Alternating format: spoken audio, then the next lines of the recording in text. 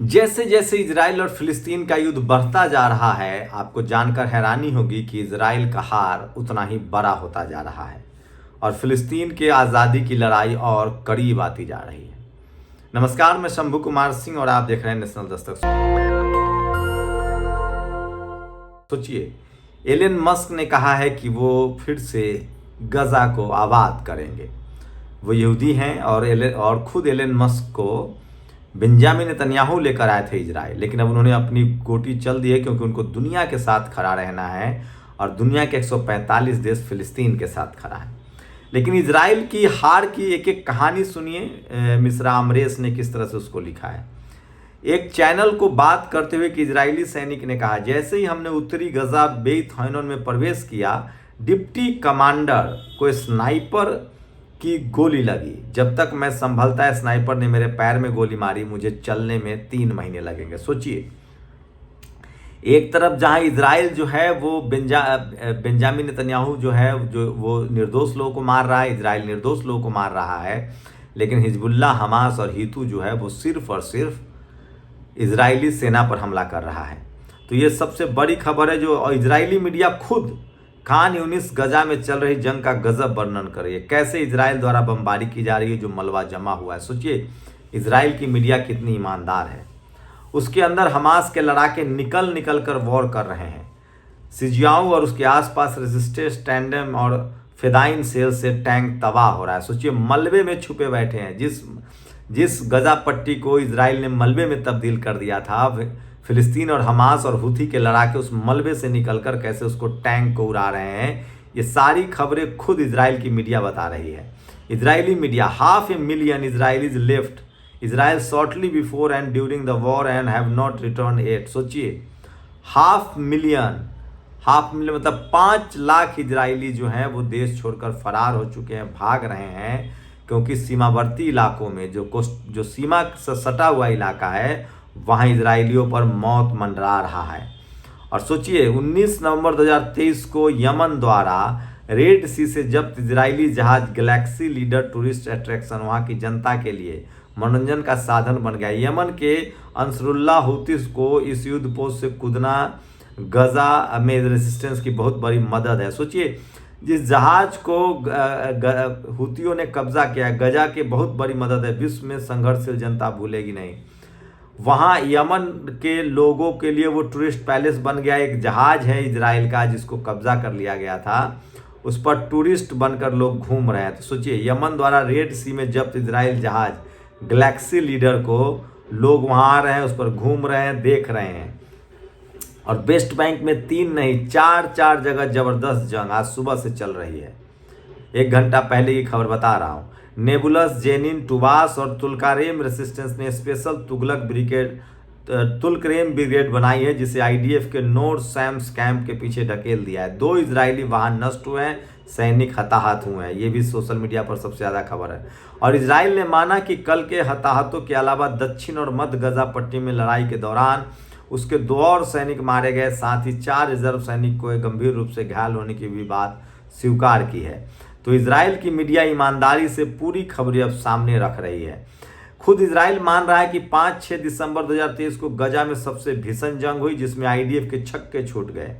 आज 7/12/2023 को West Bank Ramallah से लगभग वैसी ही जंग छिड़ी हुई है, जिसकी इंटेंसिटी का अनुमान आप ये वीडियो देखकर लगा सकते हैं। सोचिए, किस तरह से युद्ध जो है वो भयानक होता जा रहा है। और shocking, Israel soldier shot Tariq Abu Aided. वहीं इजरायली जो हैं वो निर्दोष लोगों को मार रहे हैं, लेकिन हुथी, हिजबुल्लाह और हमास जो हैं वो सीधे सीधे हमला कर रहे हैं। सोचिए, देखिए, वेस्ट बैंक के फलस्तीन रेसिस्टेंस ने आईडीएफ इजरायली फौज के टैंक तुल्करेम में सरेआम बम से उड़ाया। ये तस्वीरें भी है। अब इजराइल की सैन्य नीति पर सवाल उठ रहे हैं। टैंक और वाहनों को हमास और उनके ग्रुप सीधे निशाने बना रहे हैं। टैंकों के साथ आमतौर पर पैदल इन्फेंट्री होती है, लेकिन यहाँ पर और पहलू गायब है। तो टैंक सरेआम उड़ाए जा रहे हैं। और इससे लगातार, मैं फिर कह रहा हूँ, 75 सालों में इजराइल से इतने ज़्यादा इजराइल को कभी नुकसान नहीं हुआ था। ये वीडियो है, हमास फलस्तीन के रेसिस्टेंस ने गजा अल सुजैया में आईडीएफ टैंक उड़ा दिए। लड़ाकों का रण कौशल देखिए और इजराइल की मूर्खता। टैंक बिना पैदल सेना के चल रहे हैं। They are sitting ducks. Hamas ने इनकी कमज़ोर नस पकड़ ली है और उनके टैंकों को उड़ाया जा रहा है। एक और वीडियो है जो सोशल मीडिया पर सबसे ज़्यादा वायरल है, तो सोचिए किस तरह से इस तमाम कहानी वर्णन सुना रहा हूँ इजराइल की हार का। और सोचिए वेस्ट बैंक फिलिस्तीन रेसिस्टेंस ने कुछ देर पहले अल खलील हेब्रोन में 2 ऑपरेशन किए, आईडीएफ सैनिकों को निशाना बनाया, वीडियो 1। फिर किर्तिया अरब इजराइल सेटलमेंट को निशाना बनाया और आईडीएफ की बड़ी मात्रा में सैनिक पहुंचने से पहले ही फरार हो गए। तो चारों तरफ से घेर घेर के इजरायली जो है मार रहे हैं और गुरिल्ला युद्ध में अब इजरायलियों को मार रहे हैं। और हिजबुल्ला ने सुबह से इजरायली ठिकानों पर 11 ऑपरेशन किए हैं। हिजबुल्ला 11-12 ऑपरेशन कर रहा है। खान यूनिस में एक विस्फोटक उपकरण से इजरायली सैन्य वाहन उड़ा दिया गया। ऑपरेशन का दस्तावेजीकरण हो रहा है। तो ये खबर सब कुछ आपके सामने है। सोचिए जिहाद ने शेख रडवान गजा में अन्य 2 सैन्य वाहनों को टेंडम गोली से निशाना बनाया। आईडीएफ की एक सैन्य यूनिट के 60 कैलिबर मानक मोटार गोले से आमने सामने की लड़ाई में मारा गया। और 6/12/2023 हमास ने उत्तरी गजा के सुइया में भीषण लड़ाई के दौरान कई आईडीएफ टैंकों को जला डाला। ये सब तस्वीरें हैं। एक लड़ाकू कहता है इसके अंदर सिपाहियों को भून दिया। Hamas struck Israel tanks. ये तमाम इजराइल के बर्बादी की कहानी है।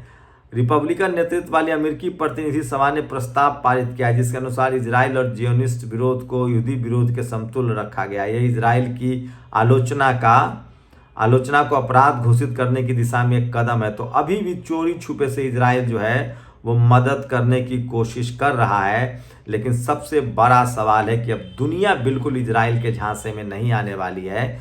तो जो मैंने कुछ खबरें पढ़ के आपको बताई ये बोरिंग हो सकता है आपके लिए, लेकिन सोचिए इस तरह से इजराइल पर आफत टूट पड़ा है। और मैं पहले से बता रहा हूँ लगभग हमास, हितू और हिजबुल्ला के लगभग 10 लाख लड़ाके जो हैं वो लगभग गजा पट्टी में पहुंच चुके हैं और वो धीरे धीरे इजराइल को बर्बाद कर रहे हैं। उस पर इस तरह के हमले कर रहे हैं कि आप कल्पना नहीं कर सकते हैं। और ये 3 वीडियो देखिए। सबसे बड़ा वीडियो जो है, एक फोटो फिलिस्तीन की नहीं बल्कि इजराइल के बीर अल सबी सेटलमेंट क्या है। यहाँ गजा से हमास द्वारा छोड़े रॉकेट्स और मिसाइल ने इस इलाके में सनसनी पैदा कर दिया। ऐसे ही कई और इजरायली सेटलमेंट्स पर सफल बमबारी हुई है। तो इजराइल, हितू और हमास जो है वो इजरायली सैन्य ठिकानों को निशाना बना रहे हैं। और ये सोशल मीडिया पर और सोचिए international ship between Zionism, imperialism and racism. तो लगातार इस सोशल मीडिया पर जो है खबरें वायरल है, किस तरह से हमले हो रहे हैं और वो मारे जा रहे हैं, ये सबसे बड़ा सवाल है। एक ये देखिए रेसिस्टेंस, गजा के एआई मुगराक इलाके में शेर मिसाइल से इजरायली टैंक को उड़ाया गया है। एकदम साफ साफ तस्वीरें दिखा रहा हूँ। कुछ गाइडलाइंस है, कम्युनिटी गाइडलाइंस। इस वीडियो में देखिए इतने पास से लड़ाका मिसाइल मार रहा है जहाँ लगभग खुद भी आदमी उड़ सकता है। ऐसे जामबाजी से आईडीएफ से लड़ रहा है। तो सोचिए सामने से टैंक, बड़े बड़े ये टैंक देखिए, इजराइल का झंडा लगा हुआ है, कितना बड़ा टैंक है। और इस तरह के टैंकों को हमास के जो लड़ाके हैं वो उड़ा रहे। हर मलबे में हमास के लड़ाके छुपे बैठे हैं, वहाँ बैठे हुए हैं। और ये देखिए 6 तारीख की ही है, खान यूनिस से ताबड़तोड़ खबर है। खान यूनिस में हमास ने 4 इजरायली स्नाइपर्स को मार गिराया है। खान यूनिस में फिलिस्तीन रेसिस्टेंस ने एक मार्केबा टैंक और एक ट्रूप कैरियर वाहन मार गिराया है। यूनिस खान में अभी तक 12 इजरायली वाहन उड़ाए गए हैं। ये सिर्फ 6 तारीख का सब बता रहा हूँ मैं, उससे पहले की नहीं। ये औरत सिर्फ लंपट नहीं है। तो सोशल मीडिया पर तमाम जो है वो खबरें चल रही है। और सोचिए कि किस तरह से महिलाओं के इस्तेमाल की खबरें बताई जा रही थी। सच्चाई अब सामने आ गई है। लगातार अब हमास को कैरेक्टर एसेसिनेशन किया जा रहा है, कहा जा रहा है कि औरतों का इस्तेमाल कर रहा है, जबकि ऐसा नहीं है। और फिलिस्तीन आज़ादी की लड़ाई अब मुखलती फ्रंट पर लड़ी जा रही है, और सिर्फ इजराइल ही नहीं बल्कि अमेरिका के खिलाफ भी। आज इराक में इराकी रेसिस्टेंस ने वहां पर स्थापित हैरियर अमेरिकी मिलिट्री बेस पर ड्रोन से हमला और तीर निशाने पर लगा है। तो पॉलिटिकली भी इस लड़ाई को लड़ा जा रहा है। और मैं फिर कह रहा हूं, ये एक और खबर देखिए जो सबसे, Hamas from Gaza hit a factory in the Israeli settlement. सोचिए इजराइल के घर में घुसकर इजराइल में भी अब हमास के टैंक पहुंच रहे हैं। ये भी 6 तारीख वेस्ट बैंक के टुबास और जेनिन इलाके में हो रही झड़पों के वीडियो साझा किए थे। नीचे के 3 वेस्ट बैंक के नेबुलस के हैं जहां वहां भी जोरदार जंग चल रही। इजराइल टैंक गोलियों में घुस रहे हैं लेकिन निकल नहीं पा रहे हैं। तो सोचिए, इजरायली टैंक जैसे ही वेस्ट बैंक गाजा पट्टी के इलाकों में घुसते हैं वो वहां से निकल नहीं पा रहे हैं। तो युद्ध दोनों मोर्चों पर लड़ा जा रहा है। मैंने आज विस्तार से आपको इसीलिए बताया कि आपको फैक्ट पता चले।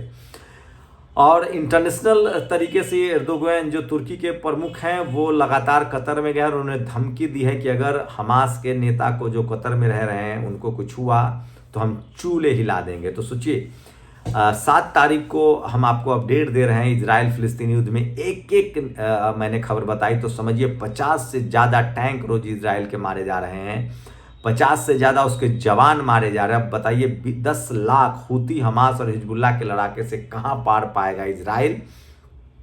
और जिस मलबे को इजराइल ने मलबे में तब्दील किया था गाजा पट्टी को, उन्हीं मलबे से अब हमास को मदद मिल रही है। उन्हीं मलबे में बैठकर इजरायली सैनिकों को, इजरायली टैंकों को वो निशाना बना रहा है। वहीं ईरान, लेबनान और हिजबुल्ला जो है सीधे सीधे रॉकेट दाग रहा है। तो ये बड़ा अपडेट दे रहा था। और इजराइल और फिलिस्तीन के युद्ध में फिलिस्तीन की जीत होगी, देर लगेगी थोड़ी, लेकिन जो इजराइल ने अब तक जिन निर्दोष लोगों को मारा है उसकी वजह दुनिया में वो अलग थलग पड़ गया है। और अब फिलिस्तीन का है, ये फिलिस्तीन की आंखों में एक ही सपना है, आज़ादी या शहादत। और इसी वजह से इजराइल जो है बैकफुट पर है और दुनिया में अब एक देश को न्याय मिलने की उम्मीद जगी है, उसको आज़ादी की खुशबू जो है वो मिलने लगी है। आप लोग अपनी प्रतिक्रिया दीजिए, इजराइल और फिलिस्तीन में किसकी गलती है। शुक्रिया। नेशनल दस्तक की आपसे गुजारिश है कि अगर इसको बचाना चाहते हैं तो नेशनल दस्तक को सब्सक्राइब करने के लिए रेड कलर के सब्सक्राइब बटन को दबाएं, फिर बेल आइकन की घंटी दबाएं। नेशनल दस्तक को बचाने के लिए बहुत ज़रूरी है कि हर खबर को शेयर करें, लाइक करें, कमेंट जरूर करें।